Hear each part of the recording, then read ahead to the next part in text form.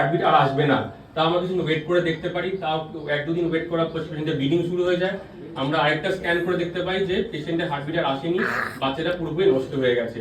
হ্যাঁ, পেশেন্টটা যেটা অবস্থা, পেশেন্টটা মাত্র বিয়ে হয়েছে 1 বছর, তার মধ্যে 2 বছর 2বার আইভিএফ অলরেডি ডান।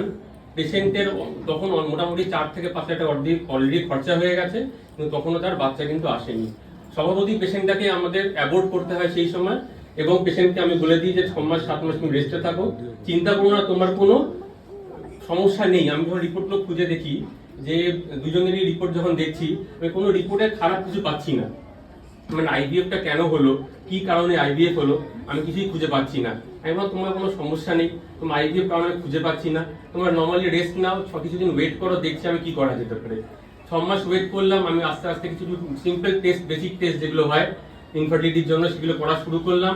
এবং 3 মাসের মধ্যে ট্রাই করা 3 মাসের মধ্যে পেশেন্ট কনসিভ করে ফেলে, এবং পেশেন্টে এখন 4 মাস প্রেগনেন্ট। সেই পেশেন্টকে বোনগার আমার পেশেন্ট।